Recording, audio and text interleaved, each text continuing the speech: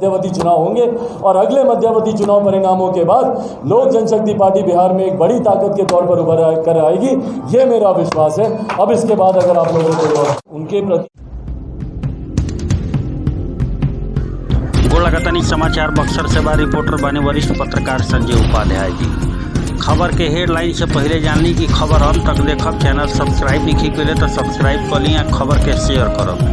भोजपुरिया समाचार बक्सर यात्रा के दौरान चिराग पासवान का कहनी सब कुछ निचोड़ विस्तार से दिखाई, खबर के अंत तक बस देखब। कैसे सरकार से लेके सिस्टम के घेरले, साथे साथ घर में उठल कलह को का बोलले, सब कुछ भोजपुरिया समाचार दिखाई। लेकिन एक पहले खबर के हेडलाइन जान ली।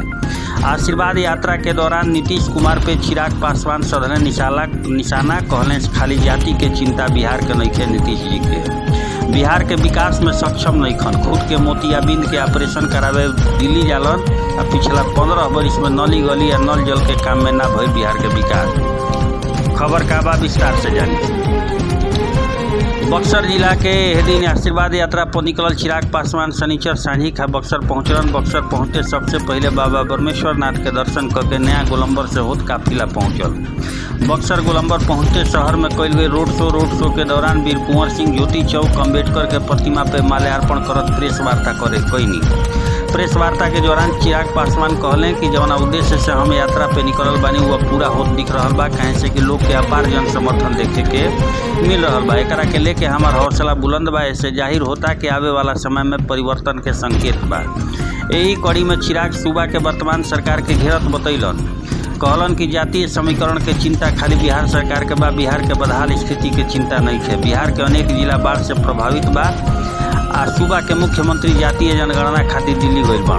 खाली जात पात के राजनीति में रहलन, कबो दलित के महादलित तो कबो पिछड़ा के अति पिछड़ा। बेरोजगारी, महंगाई, अपराध, भ्रष्टाचार और शराबबंदी मामला पे जम के ही हमला बोलने चिराग पासवान। खुद के कहले कि खुद के मोतियाबिंद के ऑपरेशन करावे दिल्ली जाए के पड़ता। प्रत्येक वर्ष बिहार में बाढ़ आवता जेकर स्थायी निदान नहीं खन करत। जितना समय मुख्यमंत्री कार्यालय में ना बितावेलन, उससे ज़्यादा समय पार्टी के राजनीति में बितावेलन। लोक जनशक्ति पार्टी बिहार फर्स्ट के विजन के साथ काम करती है। बतावत चली कि सब पार्टी अपन फायदा खाती है तरह के नीति के हवाला तो दे देती है, लेकिन ऐसे आम जनता के समस्या के समाधान नहीं हो। जौना तरह एक दूसरा पे आरोप प्रत्यारोप के छड़ी नेता द्वारा लगावल जाता है, ऐसे किसान युवा के समस्या के समाधान नहीं हो। आम जनता के समस्या जस के तस बनल रहता। लेकिन काफिला देखला के बाद ऐसा लागत रहे कि जैसे हजारों के समर्थक आगे पीछे गाड़ी के पीछे बढ़ा। चिराग पासवान के एक झलक पावे खातिर सब बेताब रहे, सब बेचैन रहे। हालांकि आवे वाला समय बताई कि आवे वाला विधानसभा के चुनाव के परिदृश्य का रही, लेकिन अभी फिलहाल जौन बटुए भोजपुरिया समाचार बयान सुनाई चिराग पासवान का कहले और दबा के शेयर करब, अंत तक बयान सुनब, एक से बढ़ के एक। मेरे साथ तो जो हुआ है, अब इसके बाद तो मैं क्या ही परिवारवाद की बात करूं, पर हाँ, काबिलियत को, हुनर को मौका मिलना चाहिए और काबिलियत छुपाई छुपती नहीं है, इस बात का मैं पक्षधर हूँ कि महिलाएं आगे आएँ और मैं एक ईमानदार कोशिश कर रहा हूँ इस बात की, अपनी पार्टी के साथ भी महिलाओं को जोड़ने की, अपने संगठन में भी प्रमुखता से महिलाओं को आगे लाने की। और साथ में मुझे विश्वास मेरा और ज़्यादा तब बढ़ा जब इस यात्रा के दौरान मुझे भारी संख्या में माताएं, महिलाएं, उन्होंने आशीर्वाद दिया। वो जब सामने आई तो ये मेरी एक ईमानदार कोशिश है, ये नई पहल मैं अपनी पार्टी में करना चाह रहा हूँ, राजनीति में करना चाह रहा हूँ, जहाँ पे एक राजनीतिक दल ज़्यादा से ज़्यादा महिलाओं को आगे लेकर आए, उसका मैं एक ईमानदार कोशिश कर रहा हूँ। उसमें बालू नहीं मिल रहा है, उसमें भी ये 2 नंबर के बालू से अधिक काम किया जा रहा है। यहाँ अधिकारी कोई सुन रहे नहीं, उसके लिए आप क्या करें? भाई उसके लिए मैं तो सिर्फ अभी फ़िलहाल आवाज़ ही उठा सकता हूँ। जिस दिन बिहार की जनता मुझे ताकत देगी कि मैं इन तमाम विषयों पर सक्रिय रूप से निर्णय ले सकूं, उस दिन मैं ज़रूर निर्णय लूँगा। पर हाँ, ये समस्या अधिकांश प्रदेश में, आप कहीं पर भी चले जाइए, इसी तरीके की आपको समस्या देखने को मिलेगी।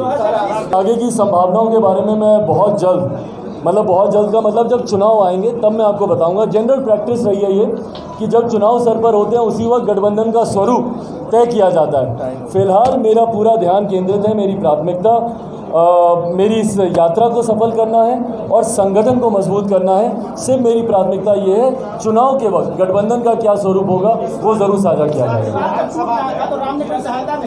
बिहारी शब्द को मुख्यमंत्री नीतीश कुमार जी ने गाली बना दिया। मैंने अपने सोशल मीडिया प्लेटफॉर्म पे हर एक जगह युवा बिहारी और बिहारी मैंने बोलना इसलिए शुरू किया क्योंकि दूसरे प्रदेशों में जाइए बिहारी बोलकर आपके ऊपर लाठियां चलाई जाती हैं। उस वक्त नहीं देखा जाता कि अपर कास्ट का बिहारी है, मुस्लिम बिहारी है, दलित बिहारी है, पिछड़ा बिहारी है, कौन सा बिहारी है। इस शब्द की गरिमा को उन्होंने बर्बाद कर दिया। तो इसीलिए मेरा सॉफ्ट कॉर्नर किसी पार्टी किसी के प्रति नहीं है। मेरा सॉफ्ट कॉर्नर, मैं बस नैरेटिव को नहीं बदलने देना चाहता हूँ। ये लोग चाहते हैं कि नैरेटिव बदले, मैं विभिन्न और पार्टियों के ऊपर भी मैं क्यों करूं भैया बताइए ना, जब पूरा नेतृत्व मुख्यमंत्री नीतीश कुमार जी के हाथों में है। और ये आप सब जानते हैं कि मुख्यमंत्री नीतीश कुमार जी की कार्यशैली, वो अकेले और उनके मुट्ठी भर अधिकारी, बस यही लोग पूरी सरकार चलाते हैं, पूरा बिहार चलाते हैं। तो भैया इन लोगों के मैं किसी दूसरे के ऊपर मैं उंगली उठाऊं जब पूरी जवाबदेही जिम्मेदारी जब मुख्यमंत्री नीतीश कुमार जी की है। बनकर वो रह गए थे। और उसके बाद आने वाले समय में आप देखिएगा जिस तरीके से इस यात्रा में, जहां एक तरफ मुझे बिहार फर्स्ट, बिहारी फर्स्ट के प्रति लोगों का जुड़ाव दिखता है, वहीं दूसरी तरफ मुझे कहीं ना कहीं मुख्यमंत्री नीतीश कुमार जी की नीतियों से लोग नफरत करते हैं, वो आक्रोश मुझे दिखता है।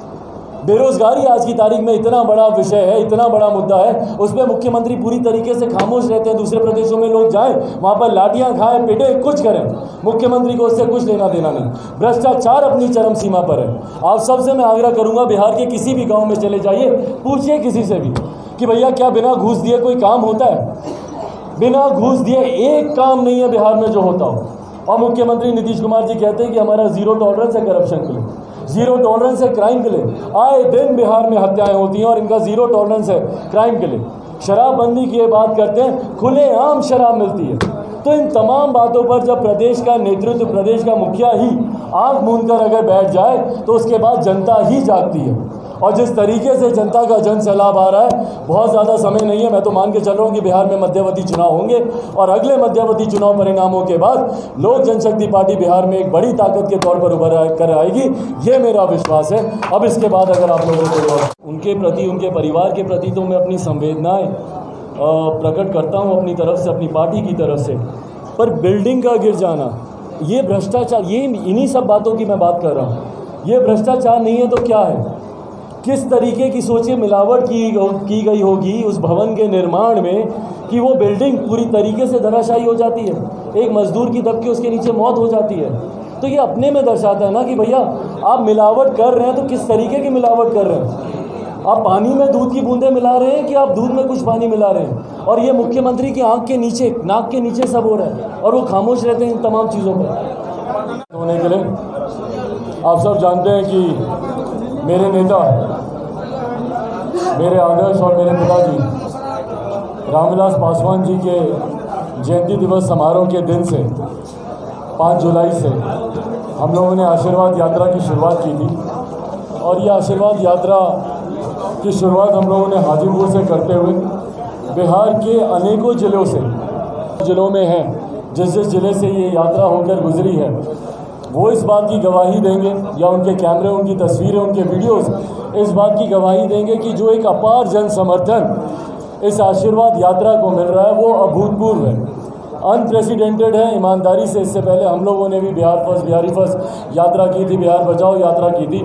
पर जिस तरीके से इस आशीर्वाद यात्रा को लोगों का जन समर्थन मिल रहा है, अगर मैं कोई बड़े शब्द का इस्तेमाल करूं तो आप लोग टोकिएगा मुझे, एक जन सैलाब देखने को मिल रहा है इस यात्रा के साथ। जहाँ जहाँ से भी ये यात्रा जा रही है, भारी संख्या में युवा हों, महिलाएं हों, बुजुर्ग हों, भारी संख्या में अपना आशीर्वाद देने के लिए।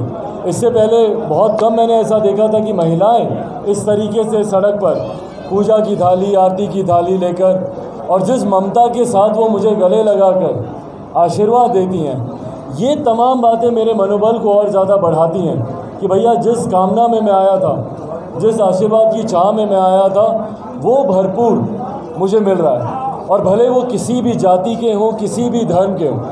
और मैं भी बार बार मैं इस बात को मानता हूँ कि हमारी लड़ाई 12 करोड़ बिहार वासियों के बेहतर भविष्य की है। मेरी लड़ाई किसी जाति विशेष, धर्म विशेष की नहीं है। मेरी लड़ाई 12 करोड़ बिहार वासियों के बेहतर भविष्य की है। पिछले 15 साल से बिहार में जो सरकार है और जो मुख्यमंत्री हैं नीतीश कुमार जी, उनकी नीतियों का मैं विरोध करता हूं। मैंने निरंतरता में मैंने उनकी नीतियों का विरोध किया, आज भी उनकी नीतियों का मैं विरोध करता हूं, क्योंकि मैं नहीं मानता कि भैया मुख्यमंत्री नीतीश कुमार जी के पास कोई ऐसी नीति है जिसकी वजह से बिहार का विकास हो सकता है। मैं नहीं मानता कि भैया 7 निश्चय से बिहार का विकास हो सकता है। मैं नहीं मानता कि नली गली बनाने से, हर घर नल का जल पहुंचाने से बिहार का विकास हो सकता है। ये तमाम बातें तो 15 साल में हो जानी चाहिए थी। अभी तक ये कार्य हुए क्यों नहीं, ये सवाल होने चाहिए। 15 साल से आप हमारे प्रदेश के मुख्यमंत्री हैं। अगर 15 साल में अगर आप नली गली नहीं बना पाए, अगर 15 साल में आप बेहतर स्वास्थ्य सेवा, बेहतर शिक्षा सेवा, रोजगार आप उत्पन्न नहीं कर पाए, तो किस काम के आप मुख्यमंत्री? जो मुख्यमंत्री अपने कैटरैक्ट के ऑपरेशन के लिए, मोतियाबिंद के ऑपरेशन के लिए 1000 किलोमीटर की यात्रा करके दिल्ली जाता हो चार्टर फ्लाइट से, तो सोचिए उन्होंने हमारे प्रदेश में स्वास्थ्य की क्या हालत करके रखी होगी। कोई और बुजुर्ग दंपति यहाँ पर अगर किसी गांव में अगर उनको इलाज कराना हो मोतियाबिंद का, तो कौन देगा उनको चार्टर फ्लाइट? मैं सिर्फ अपने विजन डॉक्यूमेंट को सामने रखना चाहता हूँ। आप मेरा विजन डॉक्यूमेंट पढ़िए, आप मुझसे बिहार की कोई भी समस्या के बारे में जिक्र करें। मैंने तो यहाँ तक भी जिक्र किया कि भैया एक प्रवासी मंत्रालय हमारे प्रदेश में होना चाहिए, क्योंकि इतनी बड़ी संख्या में बिहारी दूसरे प्रदेशों में रहते हैं, और जब वहाँ पर उनकी हत्या कर दी जाती है या उनको पीटा जाता है तो उनकी सुध लेने वाला कोई नहीं होता। तो मैंने तमाम इन विषयों का जिक्र अपने बिहार फर्स्ट, बिहारी फर्स्ट में वही विकल्प के तौर पर सामने होगा। अशोभनीय है इस बात की, देखिए सार्वजनिक स्थान की, सार्वजनिक जगह की मर्यादा का पालन हर किसी को करना चाहिए। आप अपने घर में जैसे रहना चाहें भैया, आप स्वतंत्र हैं, आप रहिए, पर जब आप किसी सार्वजनिक स्थान पर हैं, जहाँ पर महिलाएं हैं, जहाँ पर बुजुर्ग हैं, बच्चे हैं, वहाँ पर अगर आप सार्वजनिक स्थान की मर्यादा का आप ध्यान नहीं रखेंगे तो कहीं ना कहीं आपका अहंकार दर्शाता है। ये सत्ता पक्ष के विधायक होने का अहंकार है, या मेरा कोई क्या उखाड़ लेगा वाली मानसिकता है, जिसकी वजह से विधायक जी ने इस तरीके की हरकत की। इससे बदनाम बिहार होता है। मेरी चिंता इस बात को लेकर है। जब ऐसी तस्वीरें देश भर में जाती हैं तो बदनामी बिहार की होती है। इन्होंने अपनी विकास गाथा में एक ऐसा अस्पताल, एक ऐसा डॉक्टर नहीं बनाया जो मुख्यमंत्री का मोतियाबिंद का ऑपरेशन कर दे। वहीं शिक्षा की भी उतनी बदहाल स्थिति है। आज भी मेरे बच्चों को कोटा जाना पड़ता है शिक्षा के लिए। क्यों? और कोटा के हालात जानिए, आप सब जानकार लोग हैं, आप सब जानते हैं कोटा में पढ़ने वाला बिहारी, पढ़ाने वाला बिहारी, अधिकांश शैक्षिक संस्थानों के मालिक वहाँ पे बिहारी, पर व्यवस्था राजस्थानी। क्यों ये व्यवस्था भैया हम लोग पटना में नहीं दे सकते, बिहार में नहीं दे सकते, आरा बक्सर में नहीं दे सकते? क्यों हम लोग बिहार के अलग अलग जिलों में हम लोग एजुकेशनल हब नहीं बना सकते? क्यों? क्योंकि मुख्यमंत्री नीतीश कुमार जी का ध्यान नहीं है इस तरह। मुख्यमंत्री नीतीश कुमार जब 2005 में पहली बार जब मुख्यमंत्री बनकर आए थे, तो उस वक्त इन्होंने कहा था कि मेरा सपना है कि बिहार से बाहर जितने लोग गए हैं पलायन कर कर, उनको मैं वापस अपने प्रदेश में लेके आऊँ। क्या किया आपने 15 सालों में कि बिहारी वापस आए? और ये मेरे आंकड़े नहीं है, सरकारी आंकड़े हैं कि वापस आना तो दूर की बात है, पलायन में और ज़्यादा वृद्धि हुई है। शिक्षा के लिए हो, रोजगार के लिए हो, मैंने आज तक कभी नहीं सुना कि कोई बम्बई का लड़का बिहार आता हो शिक्षा के लिए, या दिल्ली का लड़का बिहार आता हो रोजगार के लिए। सिर्फ बिहारियों को ही दूसरे प्रदेश जाना पड़ता है शिक्षा के लिए, रोजगार के लिए। इसके लिए जिम्मेदार कौन है? जवाबदेही तय करने की जरूरत है यहाँ पर। जो मुख्यमंत्री बिहार विधानसभा चुनाव में खुलेआम ये कहता हो कि भैया बिहार में रोजगार नहीं लग सकता, क्यों? क्योंकि बिहार वाटर लॉक्ड है। तो भैया गुजरात से लेके, राजस्थान से लेके, मध्य प्रदेश से लेके, महाराष्ट्र से लेके कितने ऐसे राज्य हैं जो वाटर लॉक्ड हैं, और उन्हीं राज्यों में बिहारी जाते हैं काम करने। अगर वहाँ जाकर काम कर सकते हैं तो हमारे प्रदेश में आप रोजगार के अवसर क्यों नहीं दे सकते? और जब आप एक तरफ कहते हैं, विरोधाभास देखिए इन लोगों में, एक तरफ बोलते हैं कि भैया रोजगार नहीं उत्पन्न हो सकता, दूसरी तरफ चुनावी जुमला कि हम 19 लाख रोजगार देंगे। पिछले 8 महीने में बताइए ना कितने लाख दे दिया आपने? लाख छोड़ दीजिए, कुछ हज़ार ही दिया हो तो वो भी बता दीजिए। पर यहाँ रोजगार देना, नए रोजगार देना तो अलग बात है। जो बैकलॉग है ये उसको भी फुलफिल नहीं कर पाते हैं। कितनी ऐसी सरकारी वैकेंसीज़ हैं, लगभग 4.5, सवा 4, 4.5 लाख के करीब ऐसी सरकारी वैकेंसीज़ हैं जिसको सरकार पूरा नहीं करती, उसको भर्ती नहीं है। और अभ्यर्थियों के ऊपर लाठियाँ चलाई जाती है।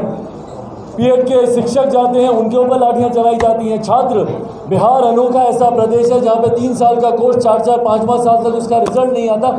कौन जिम्मेदार है इसका? इसीलिए आज की तारीख में जिस तरीके से ये जन सैलाब उभर कर आ रहा है, ये एक बात को स्पष्ट करता है कि लोगों का अटूट विश्वास आज की तारीख में बिहार फर्स्ट, बिहारी फर्स्ट के साथ जुड़ता जा रहा है।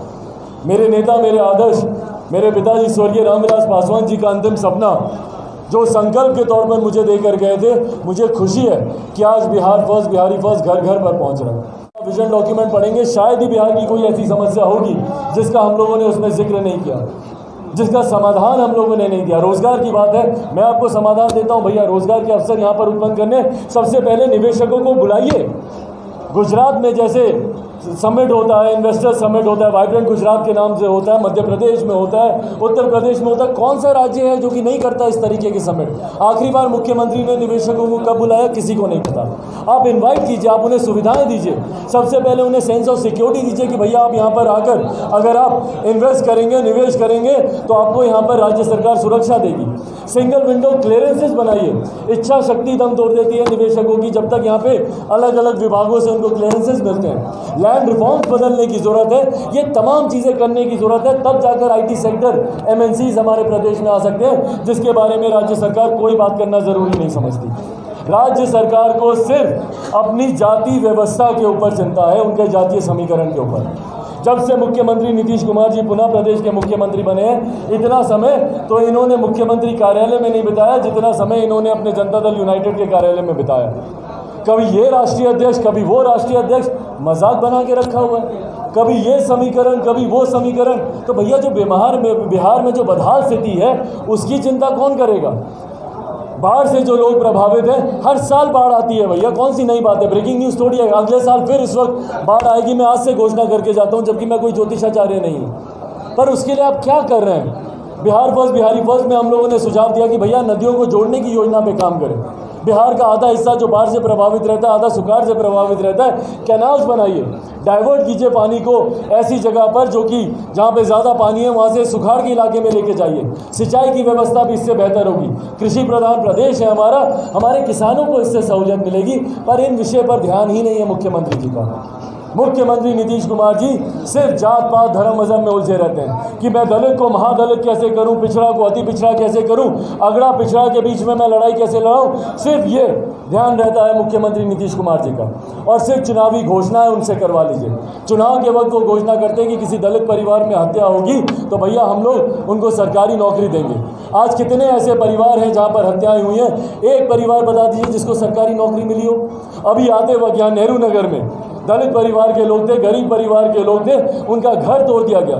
जब चुनाव आते हैं तो आप घोषणाएं करते हैं कि भैया महादलितों को हम लोग 3 डिसमिल ज़मीन देंगे। विभिन्न तरीके की घोषणाएं आपके सामने आती हैं, ये ज़मीन देंगे, ये नौकरी देंगे। पर उसके बाद जब आप मुख्यमंत्री बन जाते हैं तो इस तरीके से उनके घर तोड़े जाते हैं। बुजुर्ग महिलाएं हैं वहाँ पर, बुजुर्ग हैं, महिलाएं हैं, छोटे छोटे बच्चे हैं। भाई जब तक आप कोई वैकल्पिक व्यवस्था नहीं करते, कैसे आप उनका घर तोड़ सकते हैं?